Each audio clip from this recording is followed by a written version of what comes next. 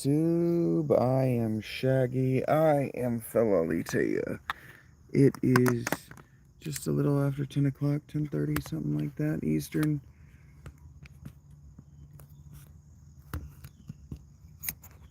And I need to pee. It's been drizzling all morning. And today marks a year of homelessness for me. So, give me just a second, actually. Good morning, Alec.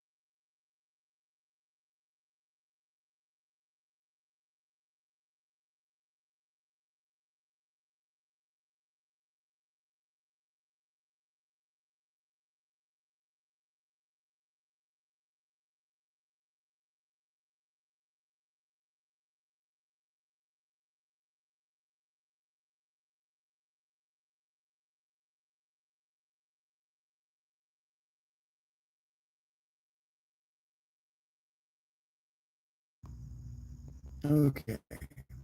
Sorry about that. Good morning, guys. Good morning, everyone. Good afternoon. For those of you for whom it is good afternoon, for it is afternoon, good evening, good night, whatever.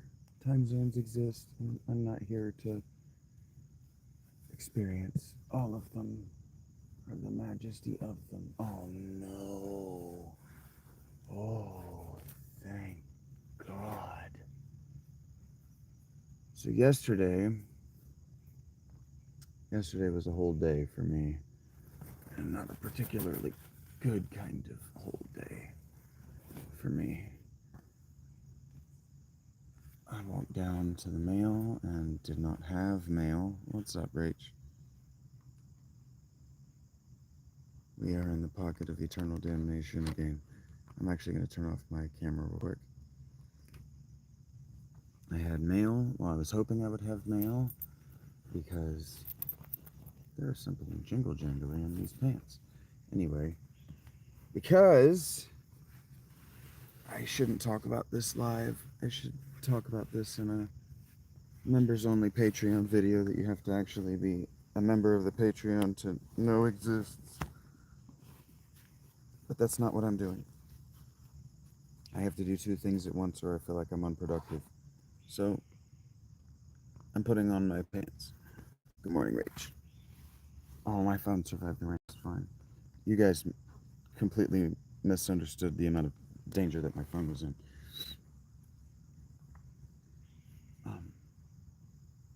Because yesterday went the way it did, I was supposed to have, my AdSense is in transit to me.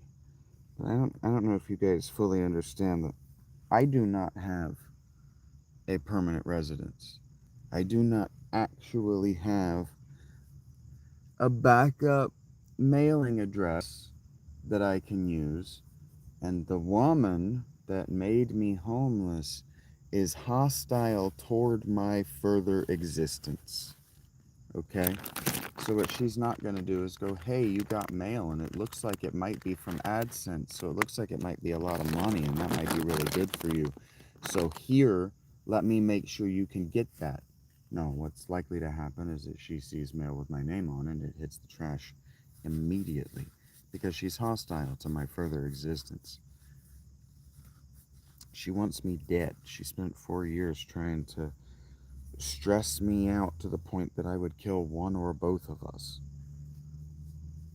And that is a crime, actually. She has committed crimes against my person. And if you think that she won't commit further crimes against my person just because you would like her not to, you don't understand psychopathy.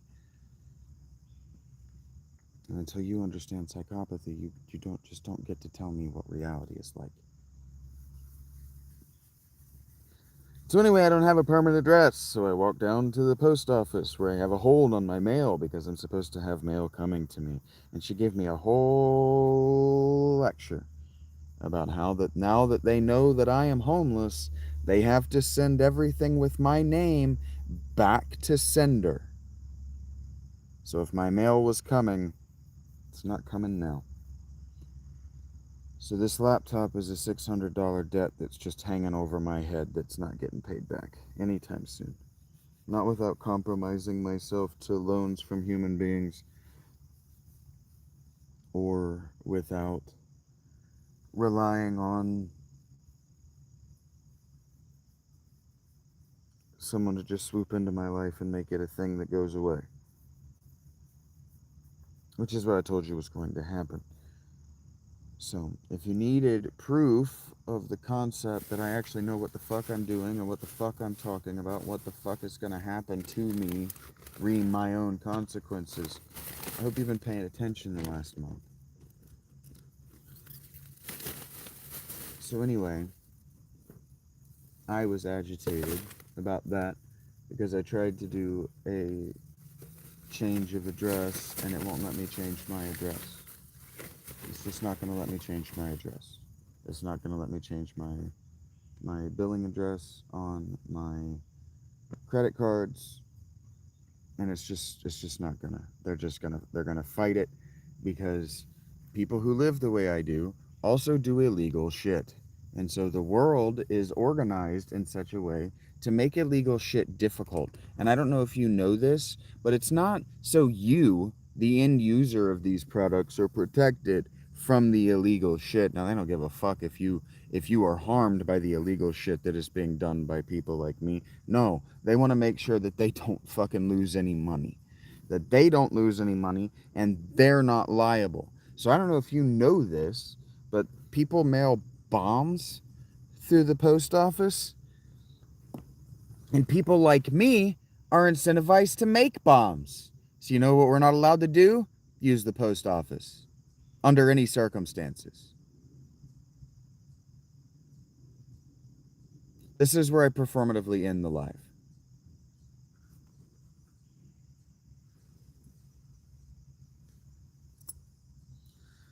So anyway, because I was agitated, because everything was going wrong, or rather, from my perspective, nothing was going right, I couldn't fucking sit in the tent any longer. And I lost my full/good vape. So I was upset about that, and instead of just sitting here and being upset at myself and for the 2 hours or whatever, it was only about 45 minutes remaining. But for the time, and fuck, I forgot about that too. The time until the football game started, instead of just sitting here being upset with myself for losing my vape and for being homeless and for choosing this life, and instead of just bemoaning the fact that no one ever actually listens to me, I just went for a walk. And it started raining. And so that walk became a stress test of the waterproofing of my jacket. And then it kept raining. And then it kept raining. And then it rained for 3 hours while I was walking. And now all of the clothes that I was wearing and my shoes are filled with water. So I get to find out today whether it's going to get warm enough, and my shoes are also full of water. Hey, Analog. And so I today get to find out whether it's going to get warm enough to evaporate the water in my clothing if I leave them out here, or if it's going to spend the day drizzling. And because my shoes are full of water, which actually is not my shoes' fault. My shoes are themselves waterproof and amazing. What happened is that my pants got full of water. And then when my pants got full of water, my socks were up over the rim, the lip of my shoes. So then my socks got full of water. And my socks, because of the way gravity works, dragged all that water down into my shoes. And so by the time I got back to my tent, there was actually more water than foot in my shoe. My shoes were like an extra 2 pounds heavier. They were legitimately heavy when I finally got them off. But anyway, my phone and all my important valuables were inside my jacket. They were fine. But my dumbass put my phone in my jacket the way you always put your phone in your jacket, with the ports all on the outside, on the inside of my sleeve. And my sleeves got wet. And so a little bit of moisture got into that port before I turned it upside down. So it just took a couple hours. Not a big deal. I'm not an idiot.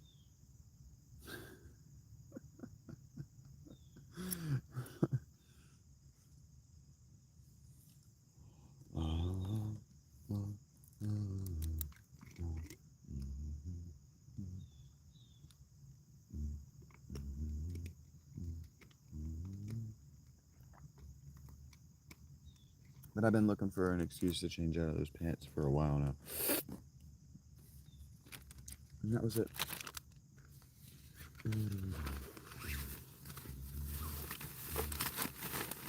But now I need it to stop flirting with rain, and I need it to get up into the... It was supposed to get up into the high 70s today, so I need it to actually do that. Otherwise, I gotta go to the fucking laundromat in a couple of days.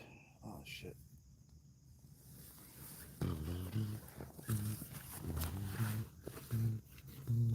But the inside of the jacket is still dry. It didn't actually seep through to the inside. The inside of the jacket being damp now is about A, my body, and B, my stupid ass put it with that fabric directly against the outside of the tent. And it does leak through right there. I need to get a tarp set up if it's going to be raining a lot. Actually, I should do that today. I should just buy the tarps. I've got the stakes and I've got the duct tape. I should just go ahead and tarp her up tonight, this evening, this afternoon, to be prepared for these. It's going to rain all of October. The rest of September and October, it's going to rain like crazy.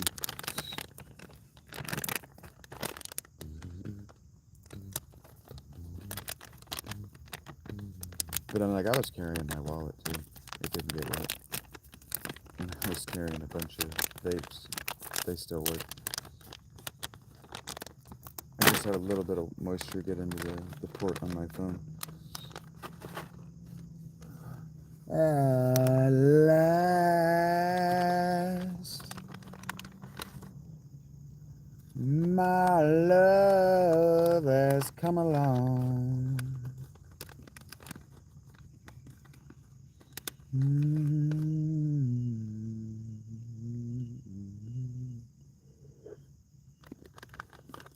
But today is 365 days of homelessness.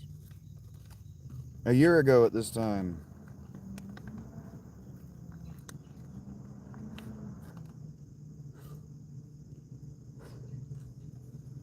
I was carrying my bass and my guitar and my amp to a pawn shop.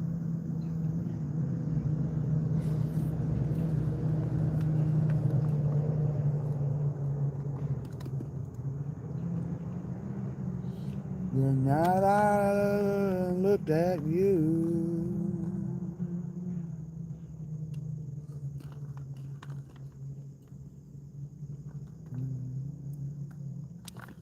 I thought you might like this one, Rach.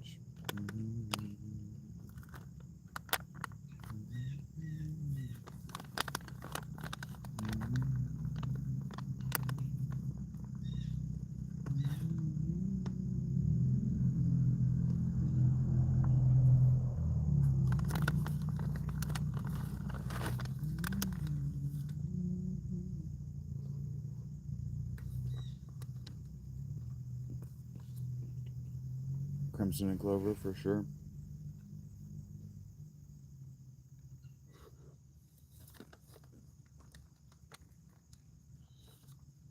Oh, you smiled and then the spell was cast.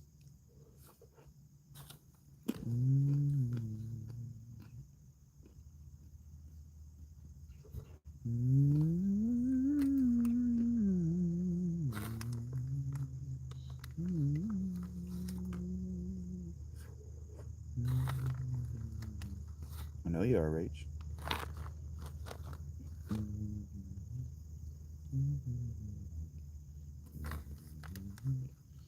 So I try to incorporate more of this sound into my daily vibe.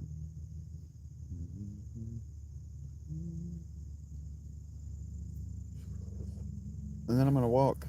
I'm gonna start feeling emotional. And I'm gonna need some bass and some distorted guitar.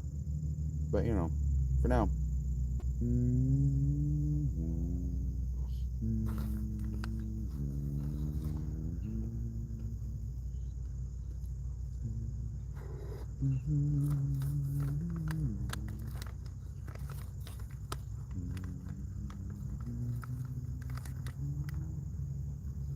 Your old SR. The ruin of many a poor boy. And God, I know I'm one.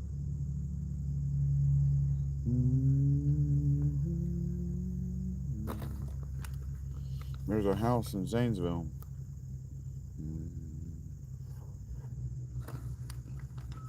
My mother was a dumb bitch. She let my pants rot off. My father was a machinist, but man, he couldn't keep a job for shit.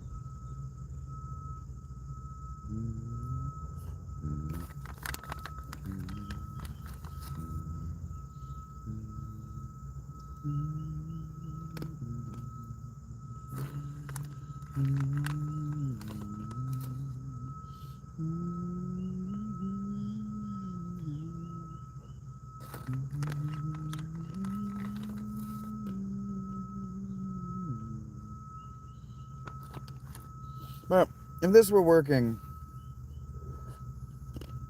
the way I wanted, someone would ask me how,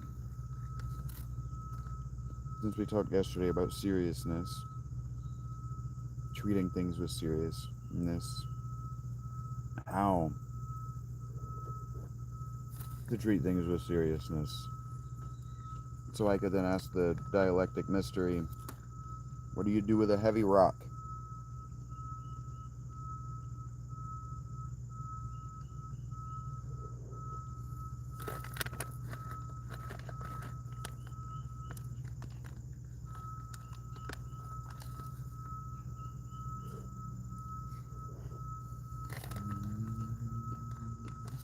Tell your children not to do as I have done.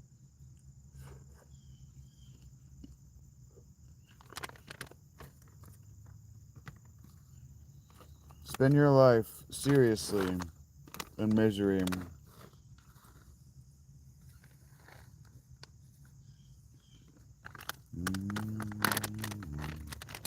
In the house of the risen sun.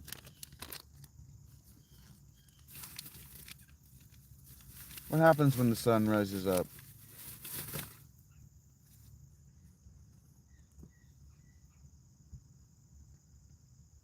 What do you do with a rock?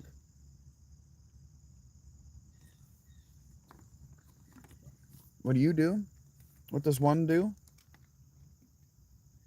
What do you do with a heavy rock?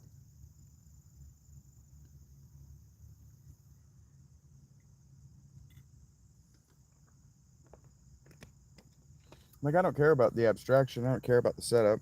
Setup doesn't matter. It's entirely rhetorical.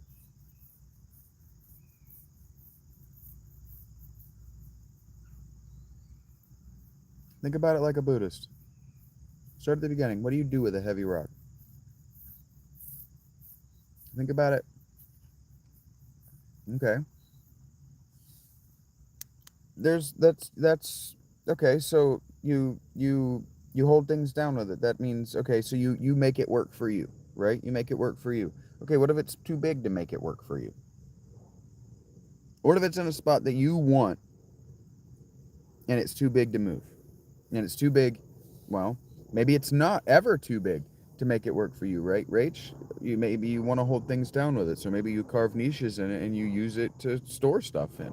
That's a perfectly acceptable supposition. It's a perfectly, yeah, it's a perfectly, that categorically is a perfectly good answer. You make it work for you.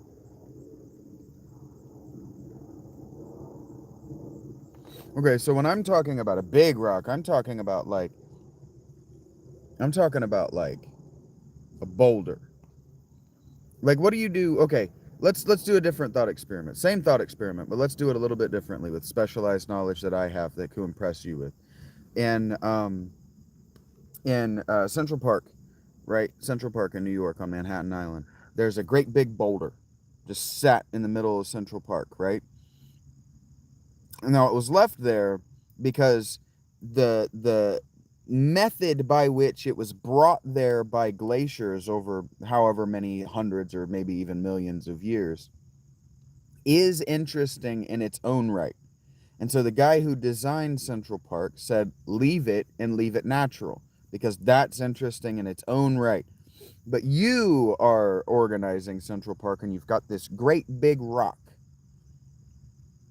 And so we can make it like he did. He made it work for him, right? But there are other ways that you don't have to make the rock work for you. So even before the conceptual stage of deciding what to do with it, what do you do with the rock? Even before that, what do you do with it?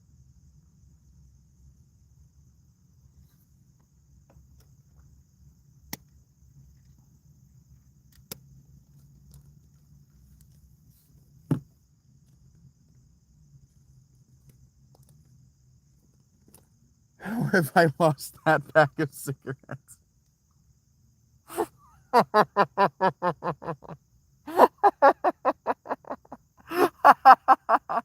The one thing I thought I knew where it was is the one thing that I have misplaced. That's too funny. Okay, there it is. It was just under all of this other stuff. Oh, man. Don't you think about it? You can decorate your garden around it, but don't you think about it first? Like, isn't your first thought, like, to identify the rock as separate from the environment that you want? Don't you think about the rock, like its dimensions? Don't you examine it, think about it, try to calculate in your mind how much it might weigh? You can, yeah. All of these things that you guys are suggesting are great ideas as far as, oh, this one's already been popped. Um, what to do, what you've identified that you want to make it work for you. You can, yeah, you can use it to, all these things are things you can do to make it work for you. But before that, before you decide how you're going to make it work for you, don't you examine its qualities, its weight, its size, its general shape before you want to even climb it? Don't you examine it to know that it's going to support your weight, for example? That the places that you're going to try to climb up it aren't going to break off and leave you injured? Isn't the first thing that you do about it examine it, look at it?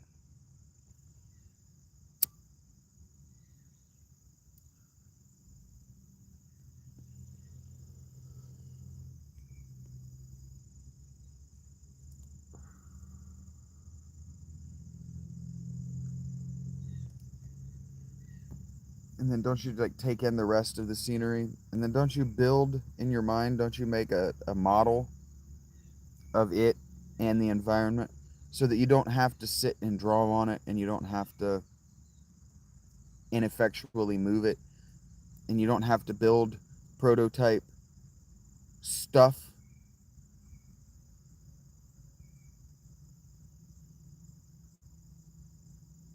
Yeah, so you're going to think about it first. You're going to examine it and then you're going to think about it. And then you're going to make a model of it in your mind. And then you're going to model out all of the different steps toward making it useful to you. You might even go through multiple different stages of planning conceptually, where you're like, well, what could make a good chair? Well, what if it could make a good table? Well, what if it could make a good this? Well, what if I just don't want it there at all? Right? Different conceptual stages, and we call this planning, right? But a plan is abstracted from reality, right? Even when you write it down, it's still abstracted from reality because it's future oriented.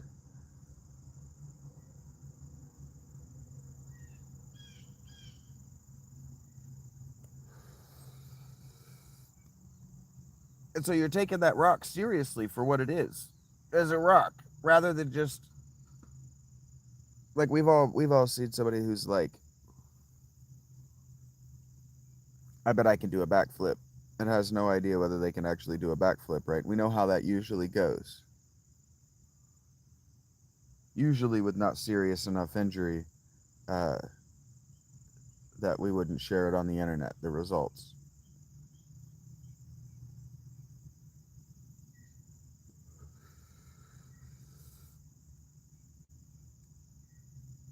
But that version of us who's like, he's going to do a backflip, and then we calculate how likely that is to actually be successful, that's called taking him seriously.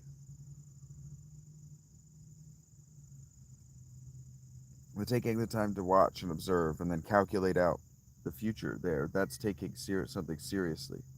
It is still raining. Fuck.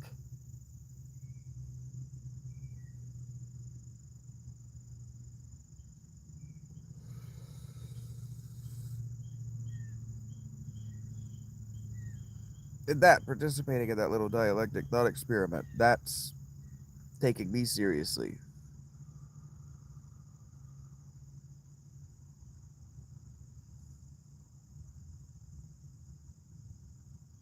Yeah, proceeds to do a half a backflip, and seriously injures their neck, or their back, or their pride.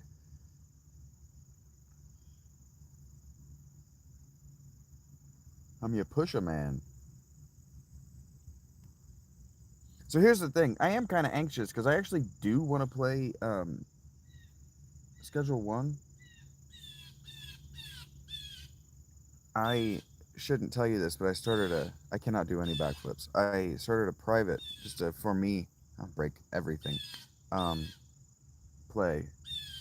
And I'm doing a few things. I'm doing a few things on my Shags McNags that I've been sharing with you guys on Discord. I'm doing a few things wrong. The first thing I'm doing wrong is I'm producing too much weed. Um, I'm producing too much weed too soon. Um, and I'm using all of the places I can have employees wrong. So I started over privately because this is how I like to play. I like to start over and over and over and over until I master the early game, and then get into the middle game, and then end up starting that over a few times, and then having fun with the end game, and then you start over and you try to do it as fast and efficient as possible every time after that. This is how I play games. This is why I like roguelites. I don't mind being like, okay, I've hit a dead end here. Let's start over.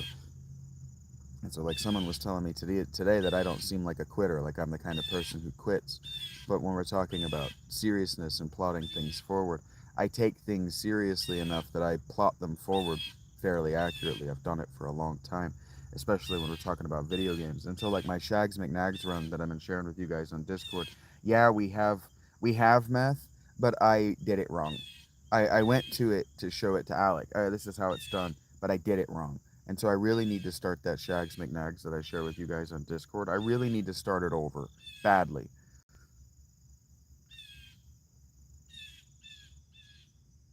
I have too much. I have too many different kinds of products. I did too much experimentation.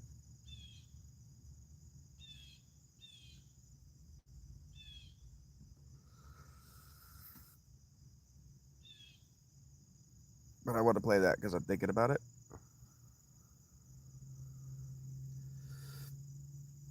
But I really want it to get on YouTube because of the way I want to share it with a wider audience. Because the way I play, I take things seriously. Um, so I don't do this would be not serious. things like stealing back product. Um, I'm trying to run a good business here. I'm trying to run a quality business. The way I play these games is an extension of my personality, which means that they belong on the channel.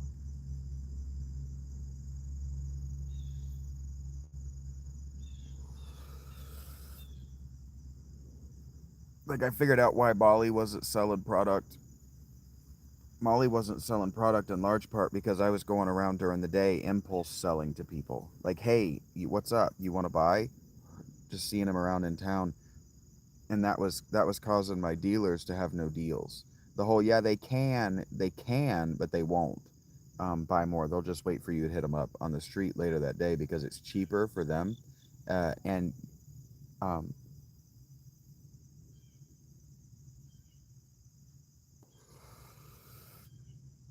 well, I didn't know the game. I didn't know where the cops were, and I didn't know how the cops acted. I wasn't using I wasn't using the curfew to plan the most important parts of my day, and so I was listening to people like, "Oh, you can do your runs during the day, and you can talk to people during the day, and then you can do all your mixing and stuff at night." That's not how you should do it. You should do all that shit during the day. Do all that shit during the day so you can do all your impulse buys and all the everything that you need to do from the stores while they're open, and then you do your runs at night and go to bed.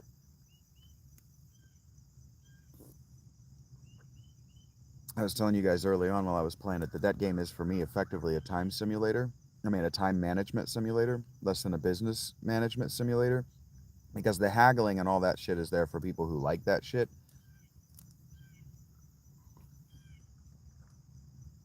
But I'm not there for that shit. The price is what the price is. And when they text you, they tend to way overpay. So fucking with that is not necessary because they don't actually have jobs and income that you actually have to worry about managing. Like McDonald's has to worry about your income. Well, McDonald's has to worry about the money that's in your pocket when you come into their store. They have to worry about their prices being low enough that you can come back and that you can spend more than what you thought you were going to on impulses. Like, well, their portions are just small enough. If I get an extra hamburger, I only want half of it, but it's only $4 or whatever. It's only $8. It's only $10, whatever. Um, and so I do want to get back in it, and I've been really kind of thinking about what I want to do is I want to make a series that just go to the channel, but I can't record that live. Um, Unless people are going to start taking the behind the scenes of my recording when I'm playing live seriously, and that's just unlikely to happen because people don't treat me and my work with the seriousness of somebody like Spiff and Brit because I didn't come at it I didn't enter with enough money. God damn, my shoes are just so full of like. See if you can see this. I don't think you can from that angle.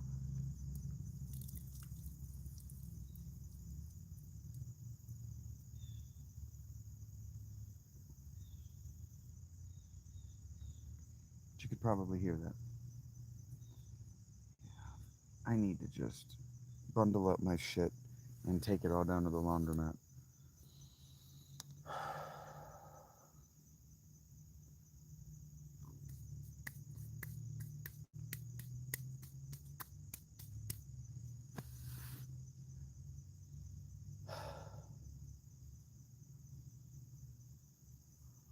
But this is what we got the sandals for. They're going to be gross on my feet. They're going to be just full of mud.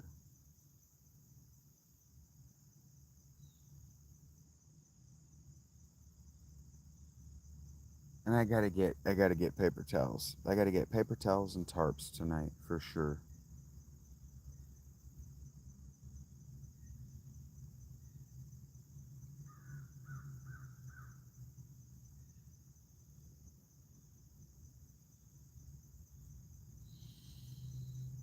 Okay. Thank you for the likes, guys. Thank you for stopping by.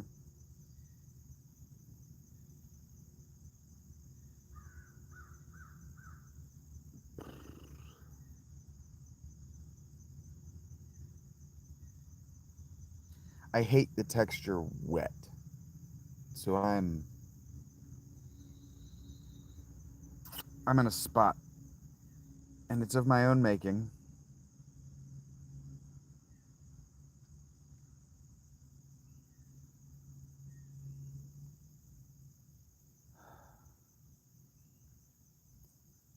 But it's time. It's time to get out of the tent.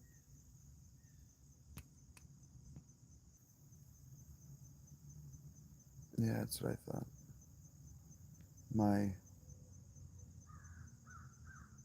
Hey, yeah, my chat broke. Give me just a second. I'm sorry, guys.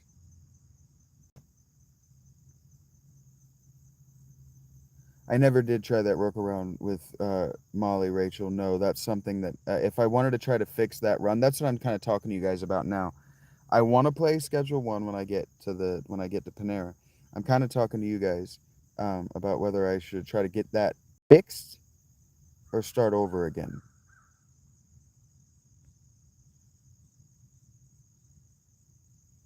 Alex trying to get a Trucking Life live series started. That's awesome, Alec.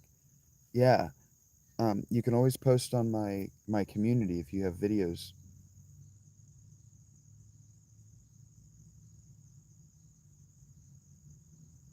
I understand why people come to him. Good morning, Kathos. I understand why people come to Spiff. I have a unique hook to my gameplay as well. I'm fucking homeless.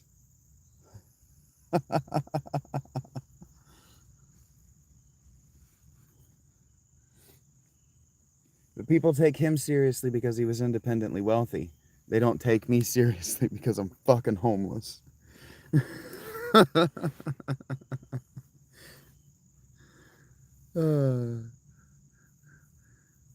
With starting over would fix Molly. Yeah, for sure, Dave.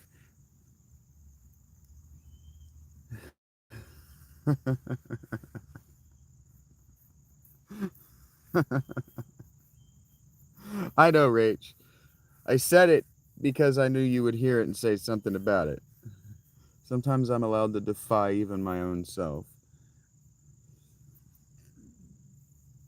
No, I do have a unique cook. What other religious monastic is on the internet playing games where he sells drugs?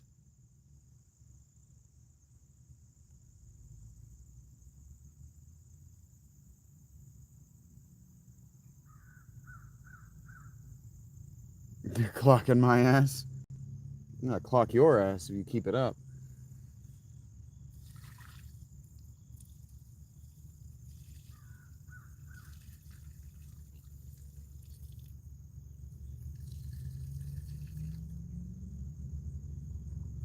I'm easy like Sunday morning, he says. How easy is Sunday morning?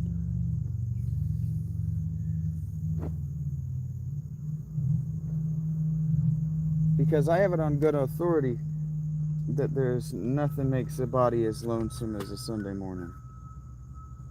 Ah, my shoes are so wet, dudes. Ugh, I'm gonna stick my fucking feet in that. Blech. Blech. I got nasty shit on my fingers too.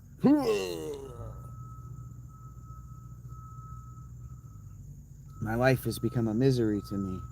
Blech. My own personal hell.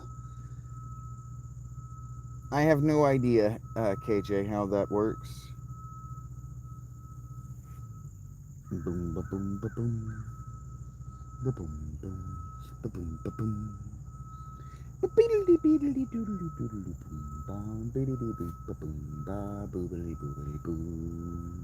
He's easy like Sunday morning. Easy like Sunday morning. Put your ass on the clock. I might actually have to buy new boots after that. Getting in that wet this late in the year might have been a death knell. And my sleeping bags are down here in the leaky portion of my tent, so the foot of my sleeping bag Yeah, I was planning on having to do laundry again anyway. This is just a month before I wanted to do it. So we suffer. We suffer for our art. These are choices that we make, and now we live with them.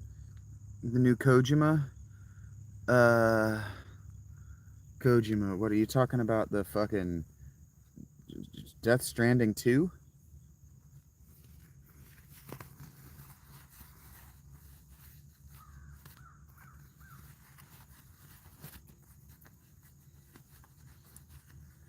Whoo! Sitting on my testicles, dudes. That hurts.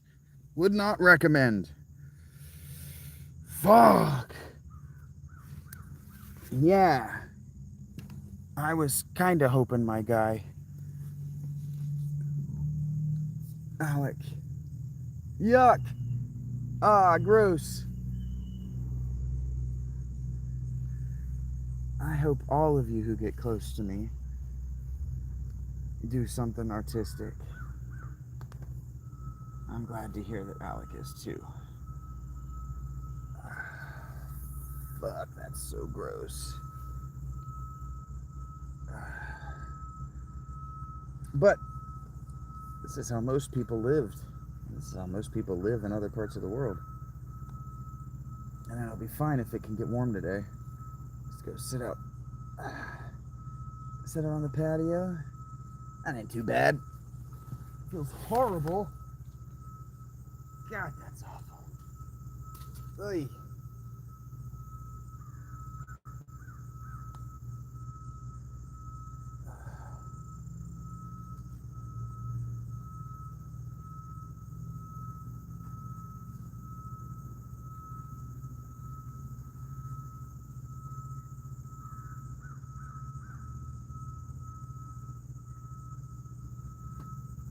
Okay, we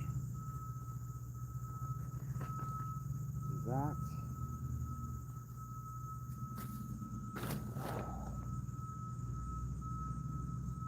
Pleased to be drying. Pleased to be getting dry today. That would be just so amazeballs. If you wanted to get dry and not be wet when I came back to the tent, and if it didn't want to rain, if it wanted to just not rain all day, it would be fantastic. Fantastico.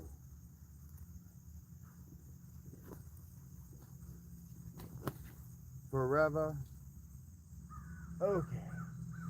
Please, please get dry.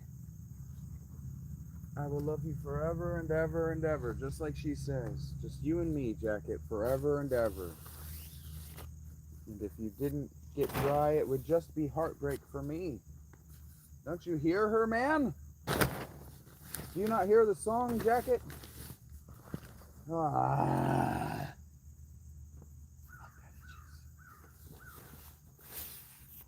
Look, I make choices. And this one, this one's actually not that big a deal.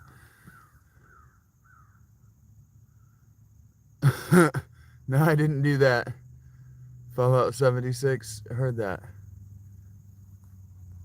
L4D3, L4D, I don't know what that is. Look, I'm glad you guys like your Fallout. It's not for me.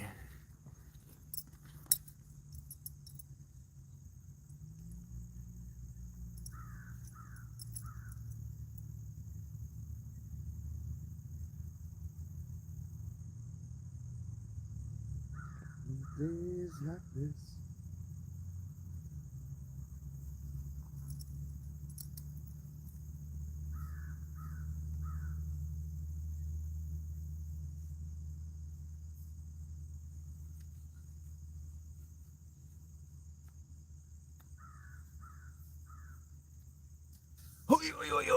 Okay, here we go.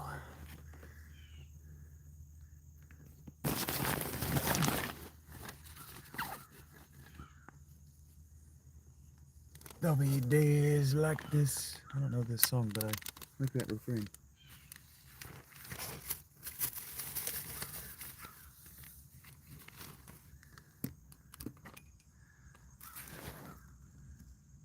All right. I love seeing you guys get along. I really do. I love seeing you love on one another. There'll be days like this.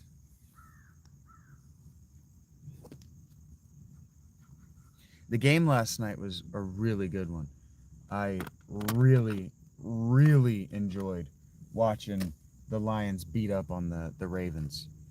You guys haven't known me long enough, and you probably get tired of hearing me say this specific sentence setup, but I have been saying for years that the Ravens are an eminently beatable team if you just have a pass rush. Ooh, it got damp enough in here last night that my book is swollen. Means my Bible is going to be ruined by the end of this winter. So far, so good, though. There'll be days like this. And I've also, you can't know this about me either, but I have been saying for years that the way Derrick Henry totes the rock is a fumble waiting to happen if he played again, if he played in a division with quality coaching. Well,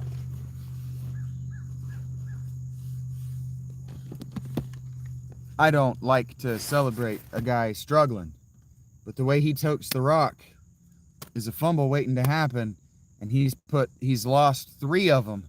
He's lost 3 of them. Put 3 of them on the ground and give them to the defense this season. Through 3 games, he's already got 1 in each game. And that is not coaching. In fact, that's the player. That, when I watch Derrick Henry run, when I watch him, the way he totes the rock, the way he holds it like a loaf of bread, it makes me think of that 1985 season Super Bowl that happened in 1986. The Bears come out. It was early in the game. I want to say it was actually on their first drive, but early in the game, it's a big deal. Everybody's like, "Oh my God, I can't believe Walter Payton didn't get a touchdown." But if you watch, he didn't get to score in that game. But if you watch the game, the reason he didn't get to score is because he was benched in the first half for fumbling because of the way he toted the rock.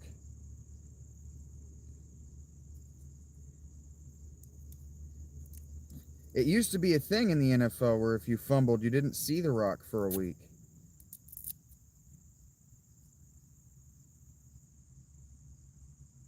Derrick Henry definitely lost that game for his team. They were going to lose anyway. They just didn't have the firepower to keep up with the Lions, and their defense wasn't going to cut it. The Ravens. It just wasn't going to happen for them last night, no matter what they did. But he definitely lost that game for them. It was going to be competitive all the way to the end until that fumble. And then the Ravens were done.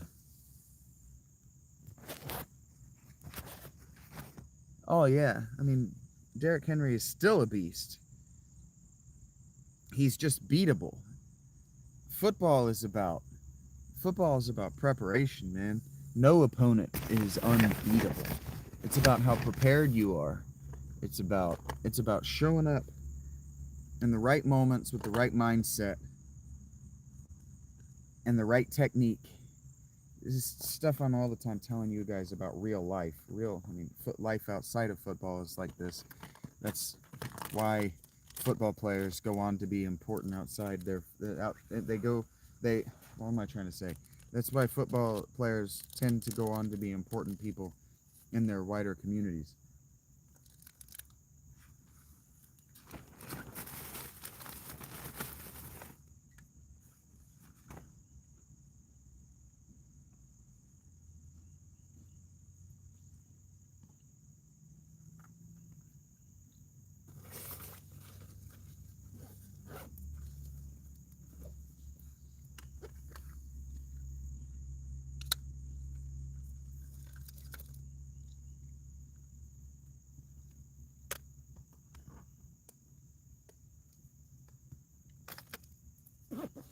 I'm noticing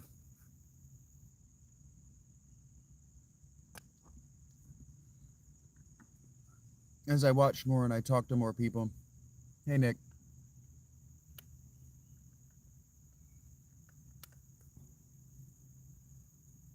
But the ethos of football, the ethic of football, has not made it very far out of training camps and practice rooms.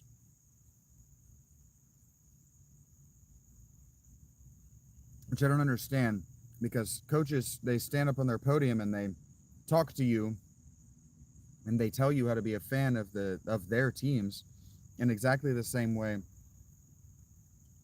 they talk to their athletes and tell their athletes how they're going to be athletes for their teams. And you just call it coach speak. And you ignore it and you don't let it affect your life in a positive way, and I don't understand that.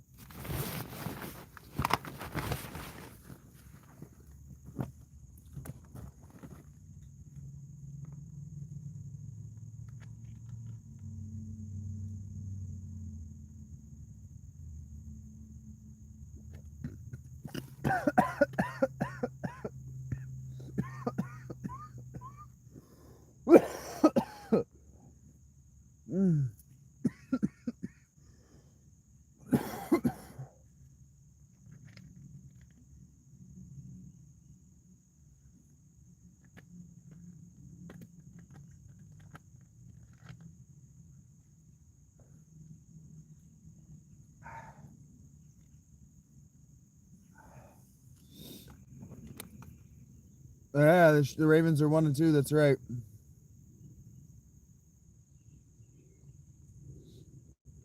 That wasn't that big of an upset if you actually watched that game. If you've actually been watching the Browns instead of just watching Red Zone and listening to the national media guys, you know that wasn't an upset at all.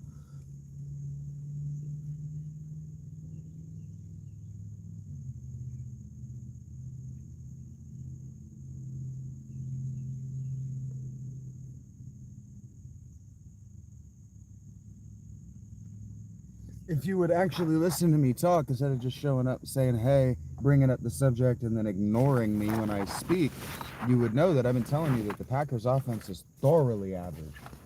Maybe the most thoroughly average offense I've ever watched play the game. They're still calling high school plays out there. Jordan Love is a thoroughly mediocre quarterback. He doesn't do anything well. They are an eminently beatable team. Every team is beatable, but the Packers are an eminently beatable team if you show up to play defense.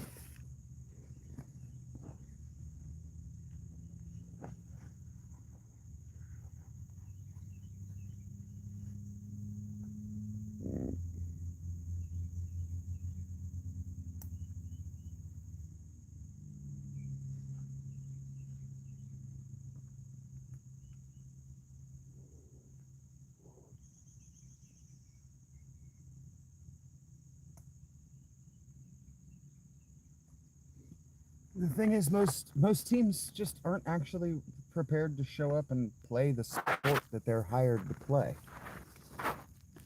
They want to do all the things that come with money, but actually playing the games and preparing for the games, practicing, these are not things they are actually willing to do. They don't mind getting paid, but it's hard work to learn what an offense is going to try to do to you, to try to memorize their play calls, to try to memorize their formations. That's hard work. You didn't have to do that in college.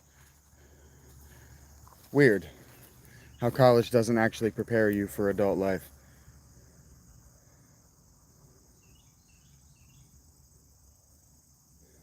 Yeah. Well, the Patriots' problem is that they are talent deficient. Just 11 on 11, they are worse than their opponent at every position but quarterback, and maybe Ramondre Stevens. But otherwise, they got to win on scheme. And I don't know that Vrabel is a schematics coach. I don't know that Vrabel, Josh McDaniel is a schematic guy, but I don't know that Josh McDaniel's schematics work or have worked in a decade.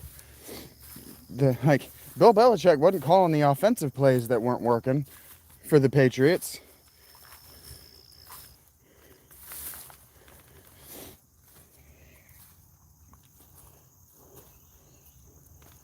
But yeah, that Browns team, I've been telling you this whole offseason. I've been telling you all the way leading up to Sunday that the Browns are legit. All they need is a quarterback. All they need is quality quarterback play on third down, and they're a legit team. The Packers are just really good. Their defense is really good. They have a fuckload of talent on that defense. Fuckload of expensive veteran talent, too.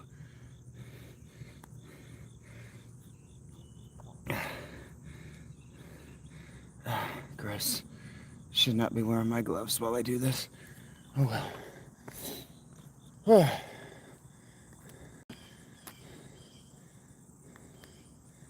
I don't know what that means. Oh, you like the scheduling. Well, the games were played in fall, and fall in the Southern Hemisphere is at the opposite time of the year as the Northern Hemisphere.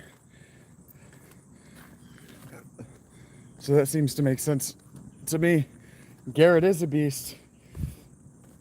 Garrett is a beast. But that whole Browns defense is loaded with talent. You just don't know it because you only pay attention to what the national media tells you to pay attention to. That Browns, like Denzel Ward, one of the best corners in the league. The Browns have talent at every level of both of those, both sides of the ball. And you saw it on that blocked punt. That was awesome. I watched that game, and everybody was telling me, "Why are you watching the Browns? Why are you watching the Browns?" Because the Browns are going to beat the Packers today, and I'm going to have something to say about it. I'm going to watch it. I'm going to watch it happen. That's why we actually watch the games. So the whole betting ethos of just telling yourself, "Oh, I predicted what was going to happen," and then not watching the games, that to me is, well, that's working for ESPN. So, I mean, it's not like what you're doing isn't something that can get you very well paid. But you don't understand the game better. You don't understand why finishing tackles and whooping blocks is the only thing that really matters in the first 6 weeks of the season. You only get that by listening to the coaches. And I don't understand why people ignore coaches. It doesn't make sense.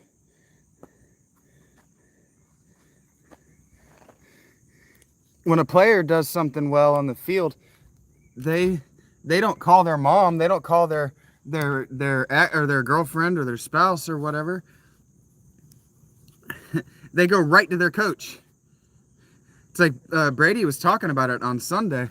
During the Sunday broadcast, he was talking about how much fun it must have been, or must be, to play for one of those coaches, one of the coaches on the field. I don't remember which game I was watching that Brady was calling, but he was talking about how much fun it must be because the head coach tells you how much he loves you.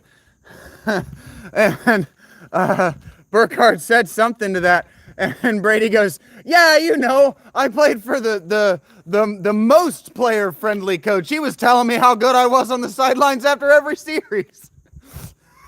I think it was the Giants game, because I think they were talking about Russ Wilson and that kid, the rookie behind him, and Burkhardt asked him if he understood that Belichick was calling Brady out in front of the whole team because the team would respect Brady more and they would respect Belichick more for calling Brady out. And he goes, "No! For 20 years I hated that shit." Thought, why the fuck is this guy calling me out? I'm Tom fucking Brady. Does he not know how many Super Bowls I've won? And that's why Tom Brady is who Tom Brady is. Oh yeah, Brady hated it. Nah, I know you. I'm not calling you out, OPM. I'm just saying, like, people were asking me all day on YouTube, "Why are you watching that garbage game?" Because the Browns are gonna win. That's why. It's gonna be awesome, but they're gonna do it. You just watch. It's gonna be ugly to watch. They're going to play like absolute garbage because the Packers are a really, really good defense. But they are one of the most boring offenses I've ever watched. Even with his name, Josh Jacobs, even with him, it's almost like they've got such a wealth of young riches on their offense that Love doesn't know what to do with the ball. Like, he doesn't know where to go with it, which doesn't make any sense. But that was when people come around and they're like, yeah, who's the Packers' best receiver? It's like, well, you got 3 number 3s. You tell me.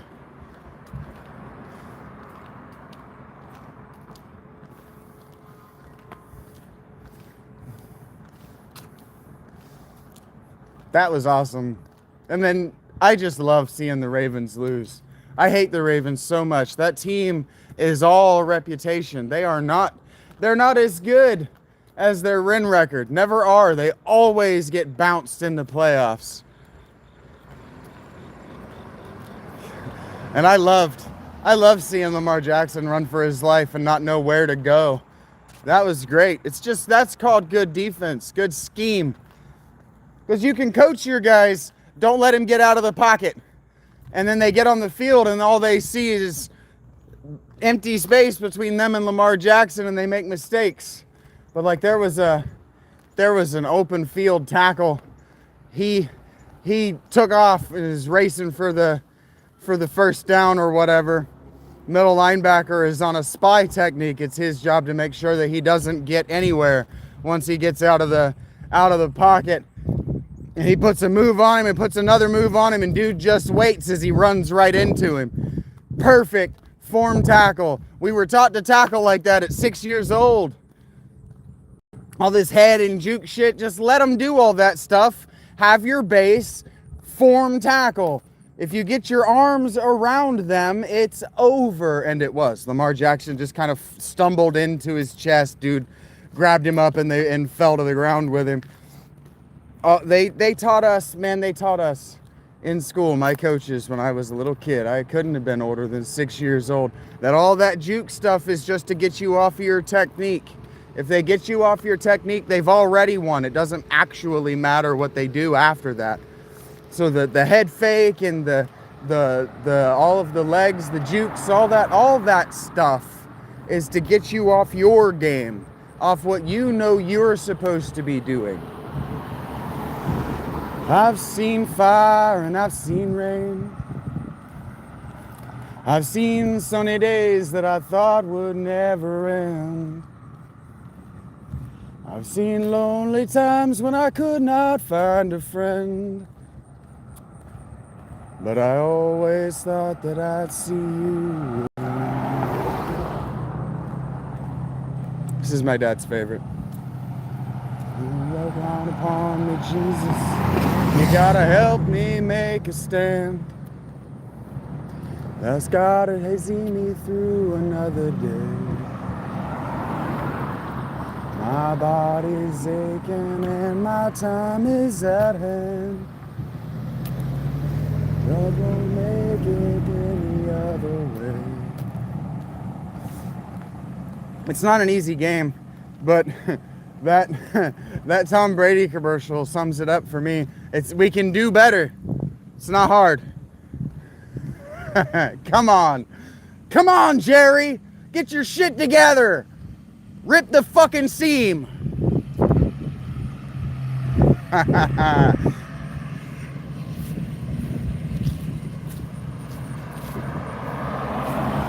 That's the wrong way, KJ. Watch the hips. You got to watch the waist and the center of mass. The center of mass can't go anywhere. Your hips can't lie because they can't move. It's like I was watching this moderately amusing TikTok yesterday where the thing was playing soccer against somebody who doesn't actually play soccer, and he was just playing the ball. So he just kept kicking it away from her every time she would do all that fancy footwork. He just attacks the ball. It's like, right, play the fucking ball. If you play the ball on defense, if you play the ball can't go anywhere. And that's why Derrick Henry fumbled. Because they were playing the ball. Hey, Ella. And Derrick Henry was unaware that the defense was continuing to fight from behind because he spent the first, 7 or 10 years of his career in the AFC South, where they play garbage defense and have for the entire time they've ever existed. Houston played mildly good defense for one season, and everybody thought they were world beaters. It's actually funny. Yeah, Cathos?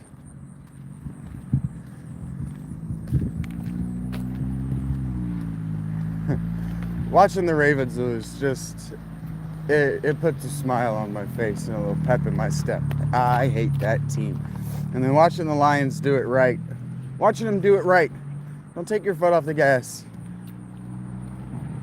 Lamar Jackson can close that distance with his legs.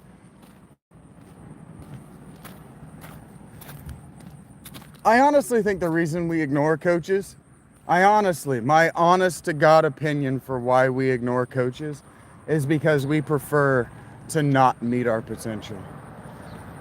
If we don't meet our potential, it can be somebody else's fault.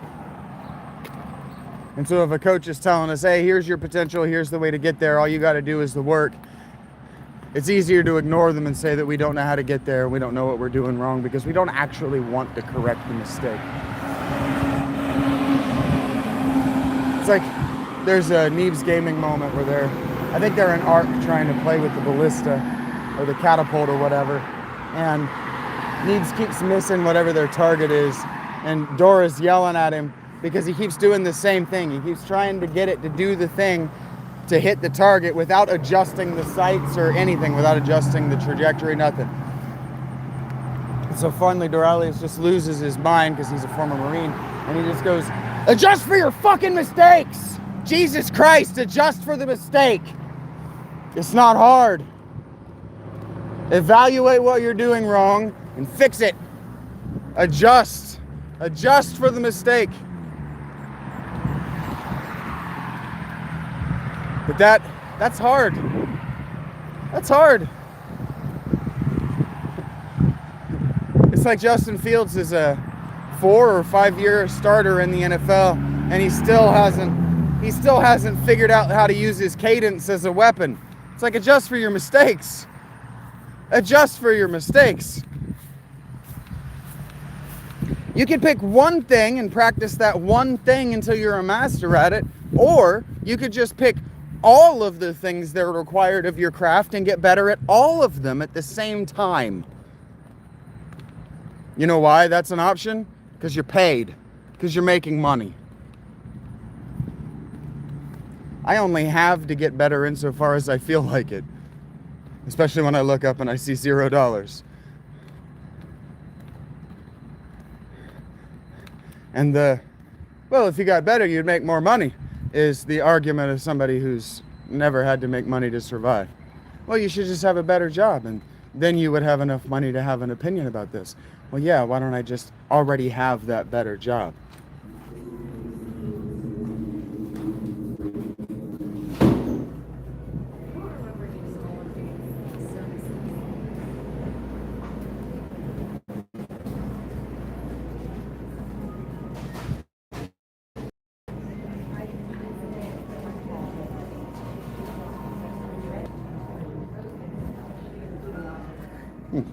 That never happens. I actually took my walk without changing my music.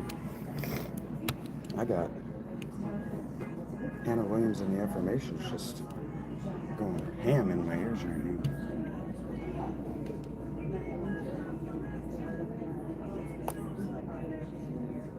Yeah, Seahawks and Cardinals should be a good game. Both of those teams look like 10+ win teams right now.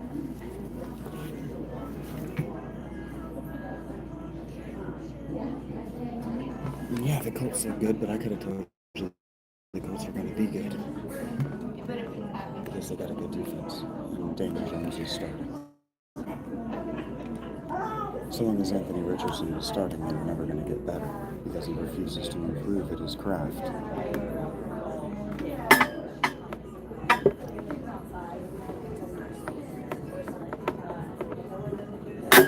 So long, I feel feel like I feel, baby.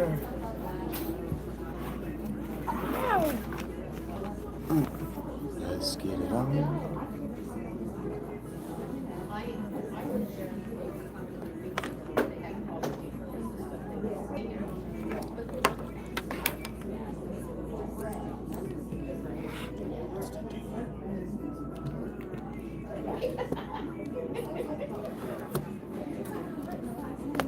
This song is talking about doing it. We're all sensitive people. There's so much to give. Put this in your mouth.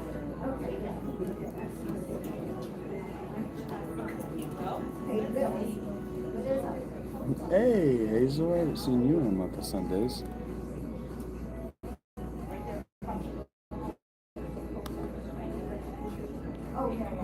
With you, loving you.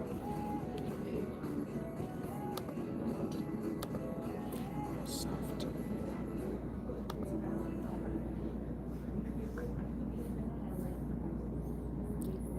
Oddly specific, Hazel.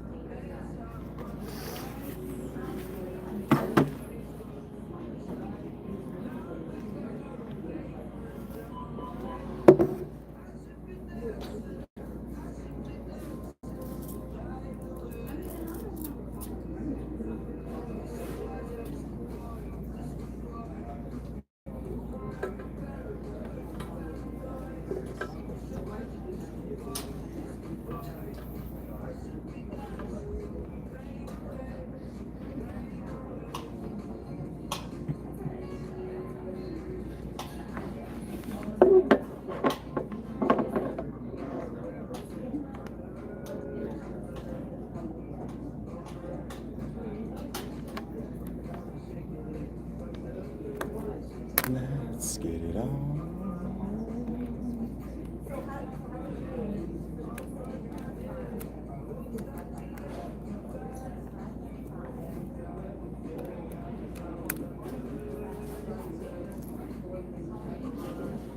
Hazel is our pirate friend.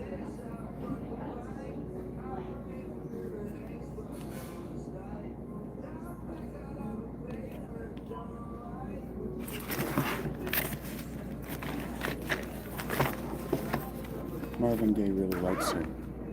Not Hazel. The song is to them. He wants to get it on, whatever that means.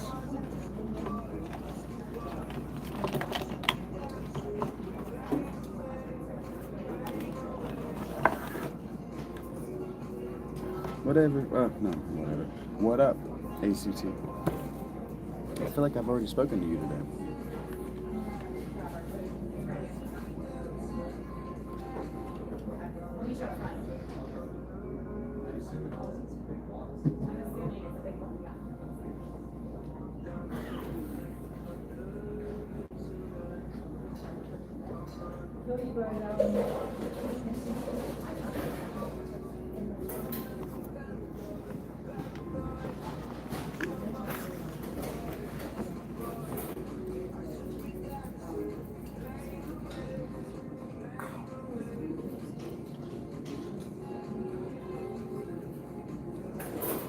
If the spirit moves you, let me groove you, he says.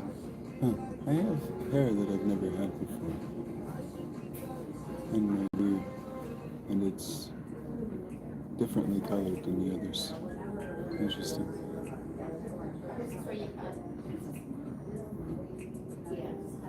Maybe I'm actually going to get a bit of beard this one. No.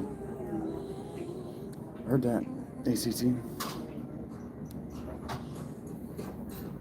West Michigan, we're supposed to be enemies. This isn't. If you want my love, then just get yourself a babe.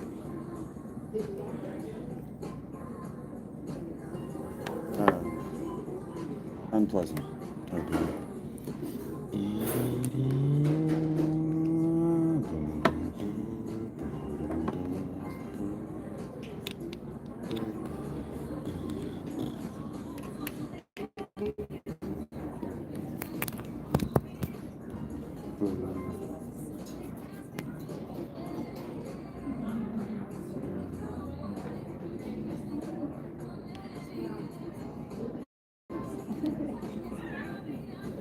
I hope so, Rich, because it's not going anywhere for a few months.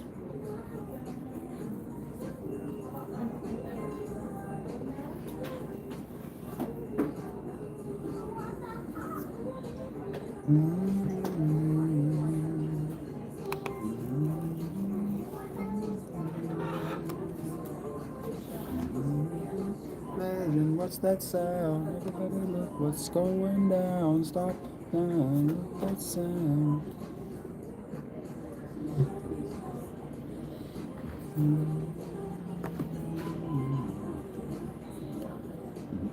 Make biscuits in it. Please don't. That would be really unsanitary. Beards are actually a public health problem. They're a germ and illness vector. Stop. Hey, what's that sound? Did you know that on average, after a 24-hour day, your face is dirtier than your asshole? I know that, Rich. Welcome back, Hazel.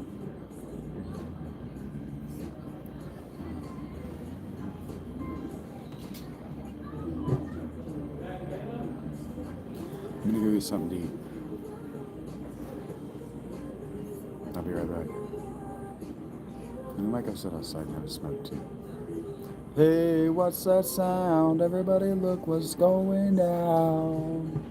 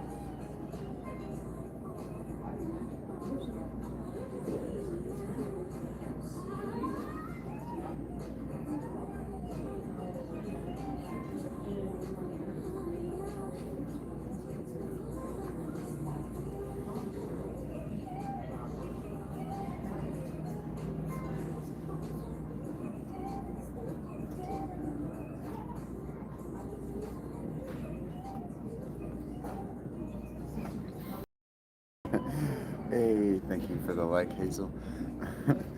Hey, for those of you who don't know who he is, you're just gonna have to cope. But I showed H who Thick 44 was yesterday. So, um, talking to the girl to try to order my food, and I can't get the words that I want to come out of my mouth. And so then she makes a mistake, and I go, "Oh, it seems like my struggle bus is on tour today."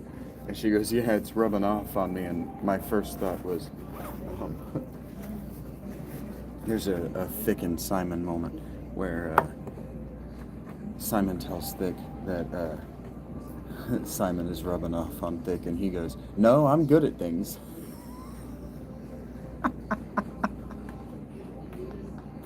No, I'm good at things.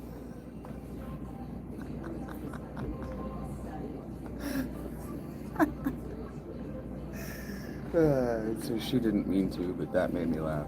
Your birthday is tomorrow? Heard that, Hazel.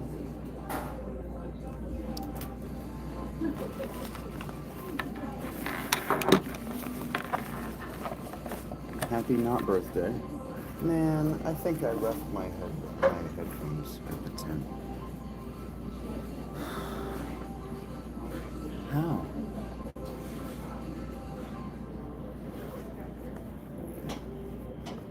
There it is.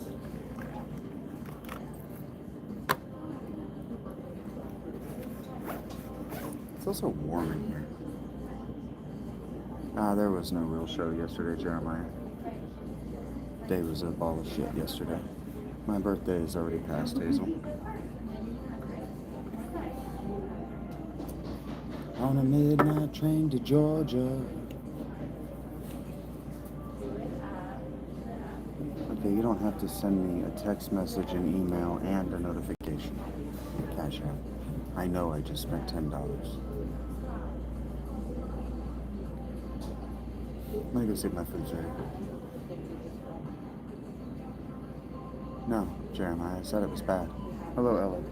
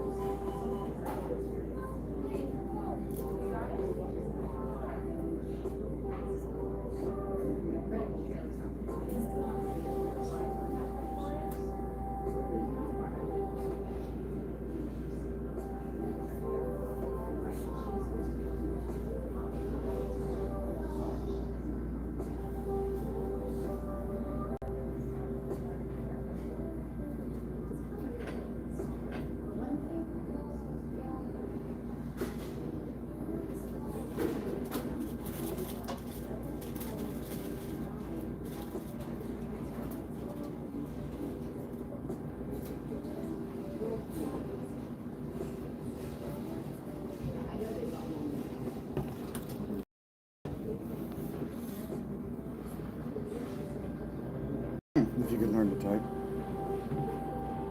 Hey, Ellen.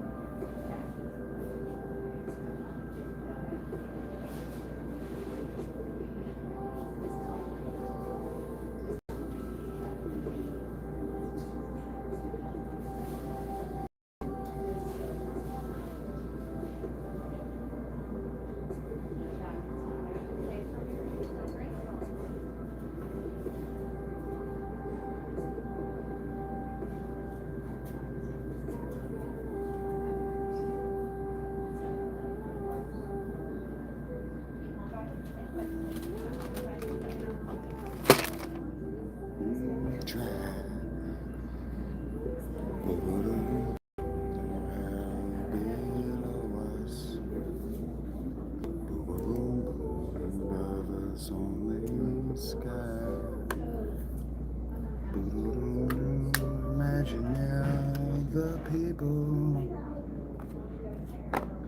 living life in peace.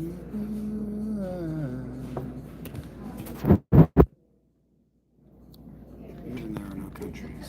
It isn't hard to do.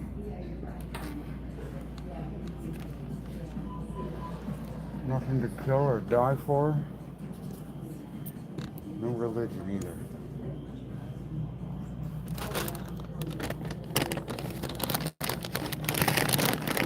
Imagine all the people living life in peace. Yeah. You may say I'm a dreamer, but I'm not the only one.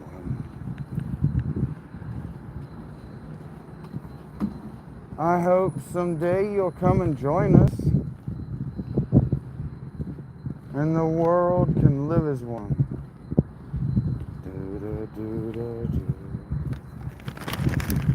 Imagine no possessions. I wonder if you can.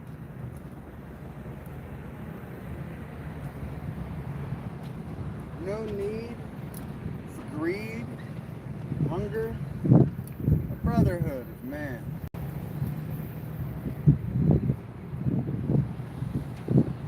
Imagine all the people sharing all the world. They say I'm a dreamer, but I'm not the only one. Hope someday you'll come and join us, and the world can live as one. Notice in the way that song is phrased that you and your defiance, your opposition, are why the world doesn't live as one. Notice that the audience of that song are not the us he's speaking about. The audience of that song is the problem. I wonder if you even could imagine. Yeah, it's October in Ohio.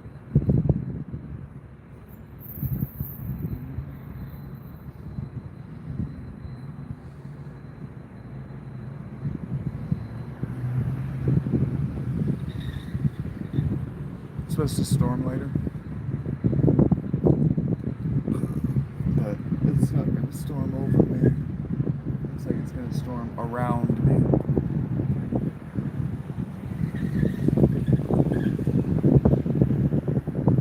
Alright, I'm going to have some lunch, and then I'm going to have a cigarette.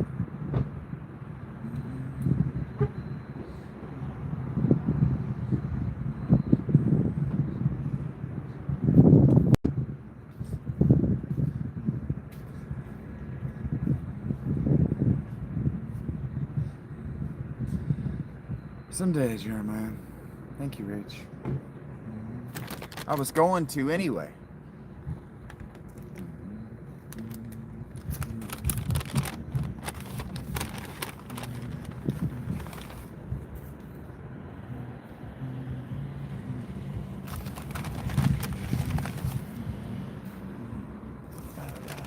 Bow down, doo-doo, doo-dow, doo-dow, doo-dow. What you gonna have, Rach? Probably something with avocados in it. You're probably gonna go avocados and undercooked meat, if I had to guess. With onions.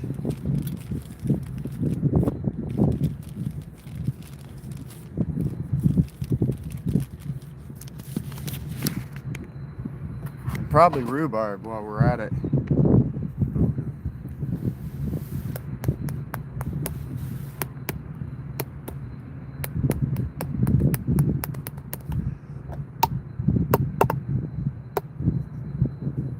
The hero actually does sound really good. I wish wish there were a Euro spot on this side of town.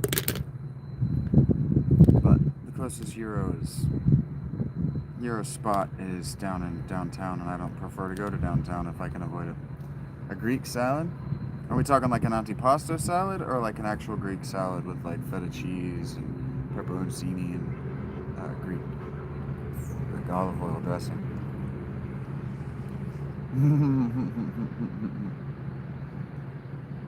Rach is on her marmalade today, guys. Heard that.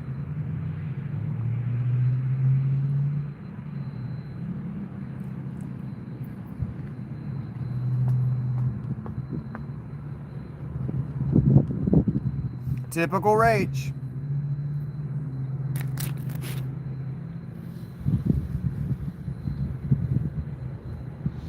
I'm surprised that she didn't change her username to that, actually. That was so funny. That made me laugh so hard. Typical Rach. Just being nice to everybody.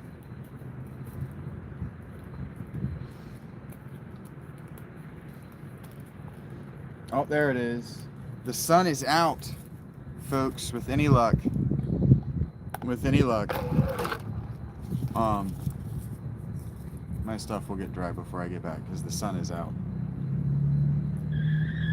With any luck, it won't rain just in that one spot on all of my shit.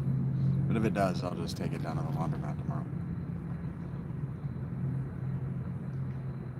Yeah, how dare you, Rach? How dare you be cool? It was a typo when he said that, but I'm going to call you typical Rach forever because I think it's funny. It reminds me of one of my very favorite things of all time. If anybody remembers the website, lickmyjesus.com. No, I definitely need tomorrow, KJ. If my stuff's wet, I can't have mildew in my tent, it'll kill me.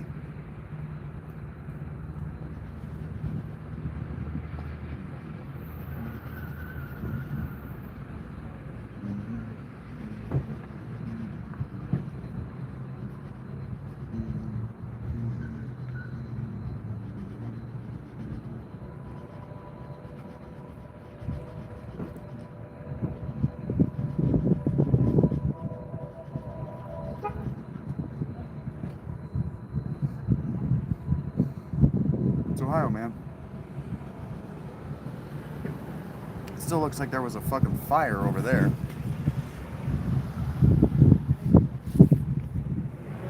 That's the direction the wind is blowing. Yeah, Lick My Jesus was a website.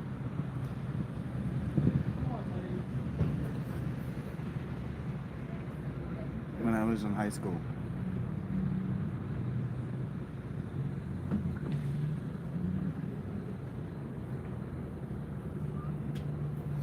It was they were a comic site, but instead of drawing the comics, they took pictures of one another. I think they were college roommates or something. But the way they did it was with 34mm film. They would take these pictures and then they would develop them. And sometimes they were so funny when they had developed that they would make stories out of them. So they would make panel comics with these photographs and they would caption them. Homestar Runner was fun, but Lick My Jesus was just a different kind of funny.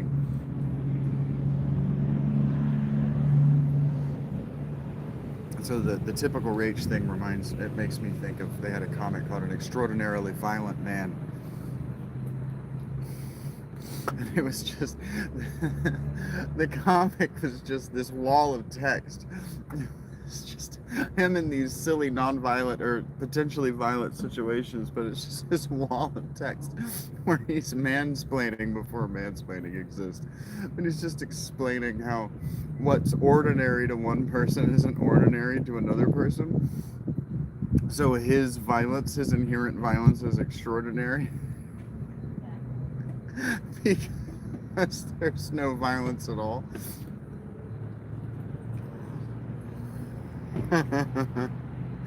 So typical Rage makes me think of that. It makes me laugh every time.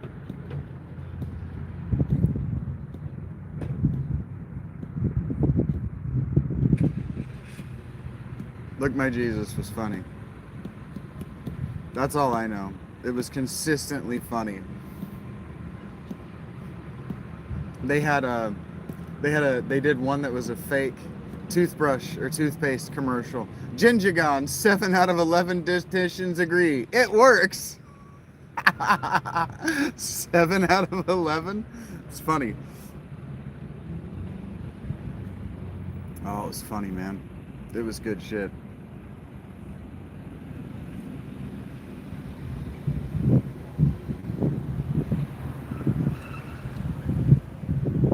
And they were good-looking Canadian boys.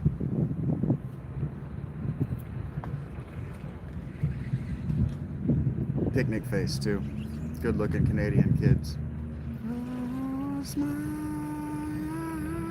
eyes, only for a moment, then the moment's gone. Lick My Jesus was taken off the internet. They didn't pay for the domain. Press before my eyes a curiosity, dust in the wind. All we are is dust in the wind. Same old song, just a drop of water and in the sea. Hey, Greenie. Crumbles to the ground, but we refuse to see.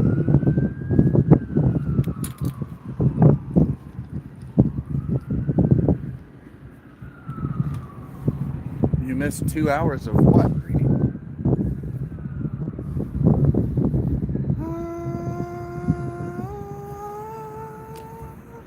Gotta work on you guys feeling bad about things you should feel bad for. Like kicking the neighbor's dog.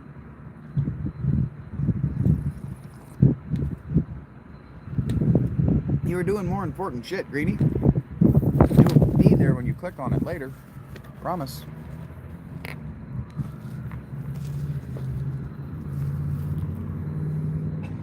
What up, Down? Down with the syndrome. Nope.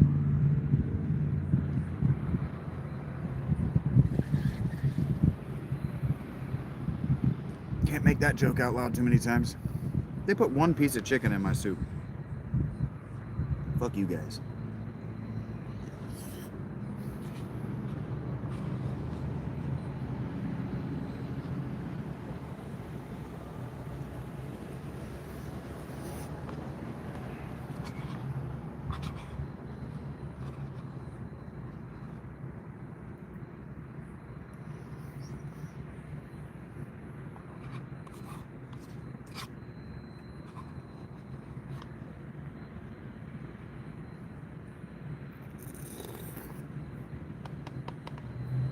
That Disturbed song is different.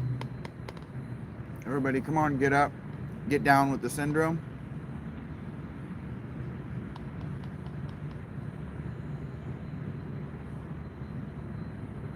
Oh.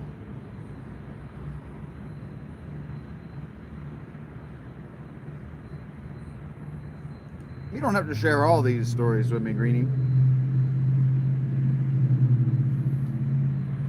You don't have to conclude that one.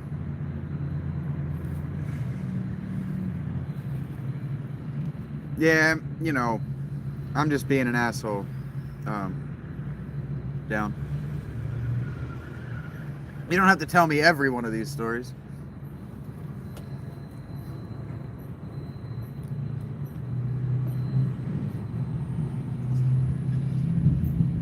I am sensitive, you know. This stuff lingers with me.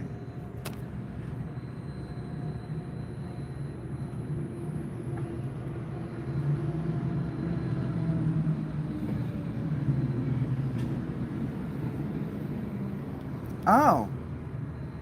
Have I heard her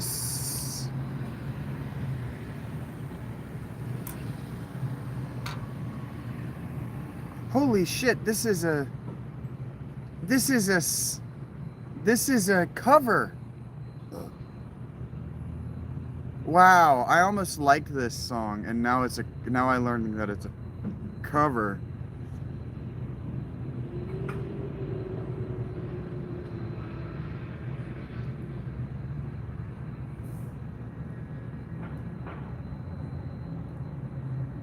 Yeah, somebody might call me unironic.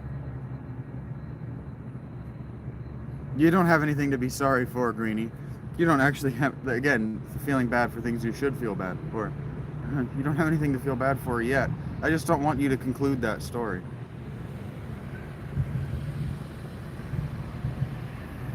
Oh, Christy jumps right in with the good morning to Rach.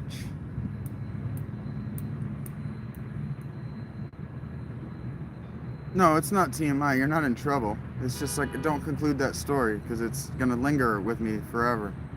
The rest of my life. I'm fine, Christy.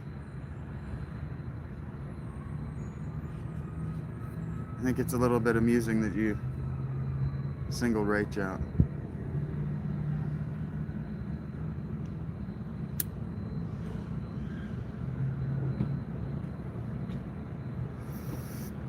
Because I really like this song. I really like the line, "I went for a walk on a winter's day," and I hear it in the Panera all the time. And it turns out the version I hear in the Panera all the time is a cover, and I like it better than this. It's better. This is so 1960s. She did. She jumps right in and singled you out, Rach. What the fuck, Christy?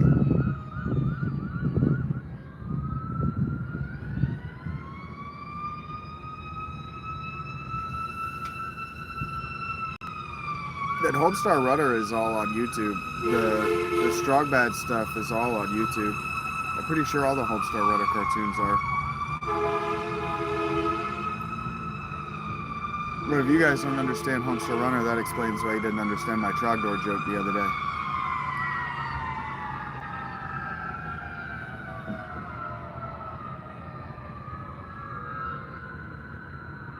The covers are cheaper down. And it's not so much that they play the cover, it's that the song that I thought was an original was a cover. I don't like learning that the songs where I'm like, oh, I like this. This seems like an original work. That's really good. I hate learning those are covers.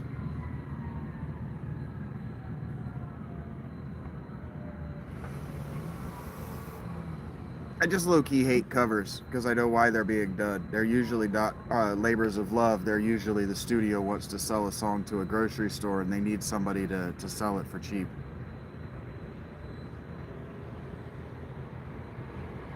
Burninating the countryside.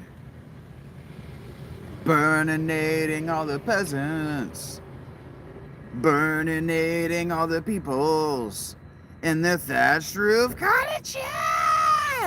Thatched roof cottages! Yeah.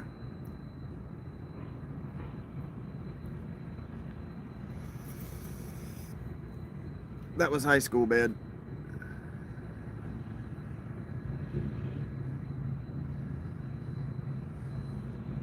They're back at it. The Brothers Chaps, they're making new material. Yeah, finding out like, oh, I like that movie. Oh, it was a cover or a remake? That sucks. Oh, really? The Twister from the 90s was a remake? I didn't know that. I knew that they remade the Twister for this generation. I don't need to see the 89 version. I'm good. I was only 2.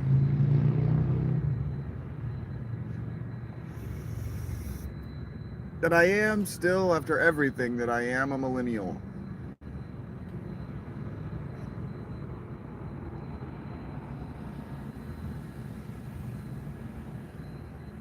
Oh, it sucks for her. Somebody's got to do lot and land. I guess she's got a text message that she needs to send. That's the new thing. If you want to play on your phone, you got to go clean the lot. But I'm not a smoker. I don't give a fuck. Go clean the cigarettes out of the parking lot.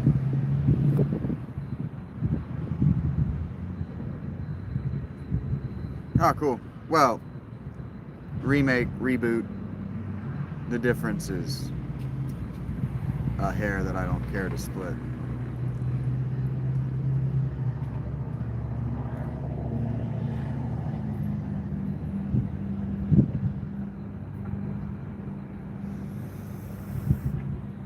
And then the loose sequel of classics from the 90s and late 80s is the move right now to get people back in the theaters. Well, it was. I don't know if they're going to keep doing that next year. They did like that. They did all kinds of legacy sequels. Reboot of The Little House on the Prairie. I hope so. That chick that I asked her if her headscarf, if I called her Laura Ingalls Wilder, if that would land, and she just looked at me. Will have now no reason for that to not land. You didn't do too bad with it? I didn't catch that one. That was before I started catching movies.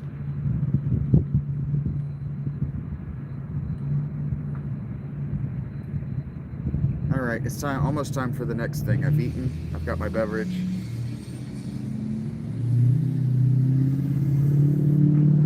And being rude to the college students.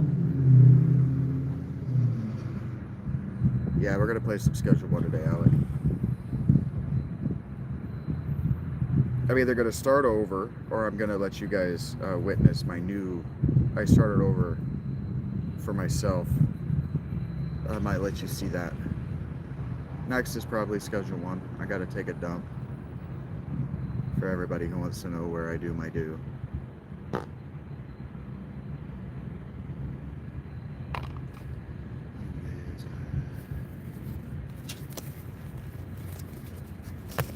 And I want to watch some football too. There are some games that I want to have watched. So my presence on YouTube as far as the fountain might be over for the day.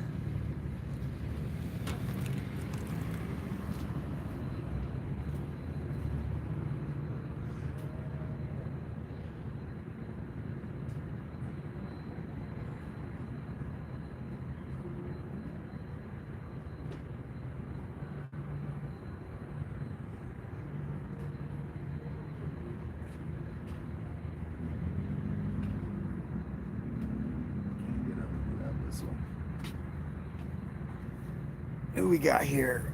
Welcome back, Arian. Doing great.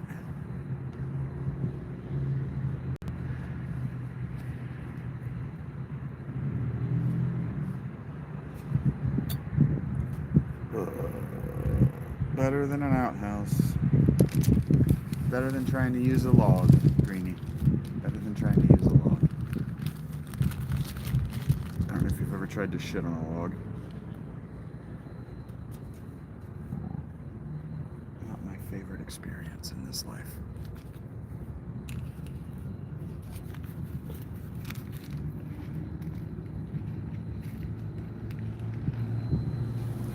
I got swagger? What does that mean? Would you like my gangsta walk?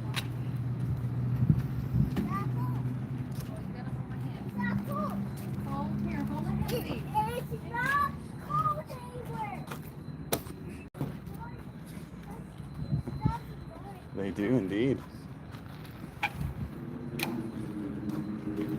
That right there is called a groin injury. Rage. My fuck walk. But yes, I did grow up with black kids. Everybody's got to have you got to have a special walk for when you know people are looking at you while you're. You gotta have the thug walk. Come on.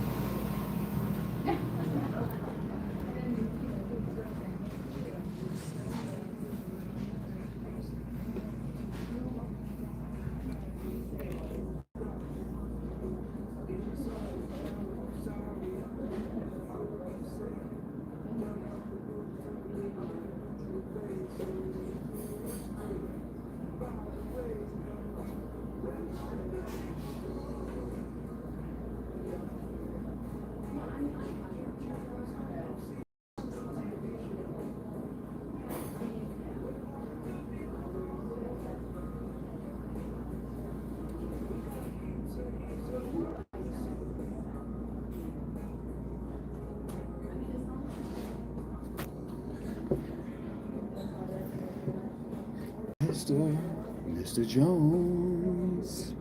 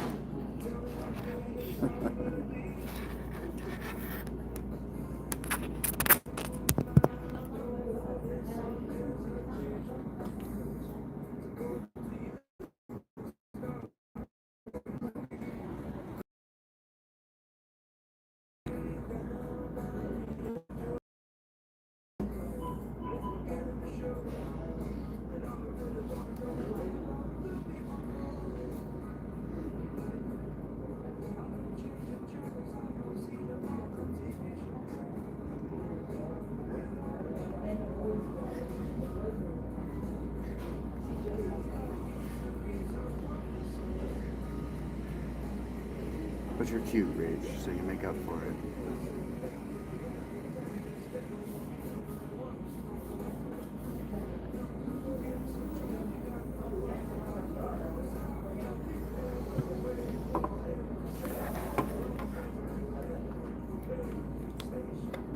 All right.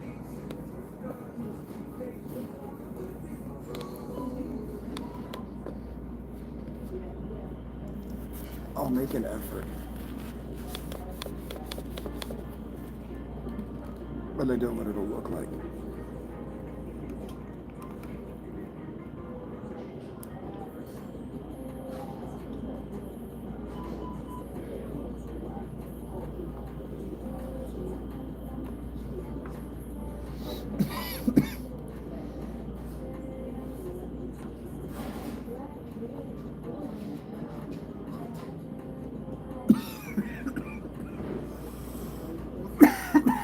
Easy, right? Okay. I'm gonna get this set up. I'm gonna try to get it on YouTube. There is a very, very slim chance that I'll be able to see the chat. But it might just make more sense to go and do this on Discord. So I might just not even try YouTube and just go straight to Discord. So thank you guys for being here. This 2 hours was brought to you by Alex Smith. Make sure to check out his channel.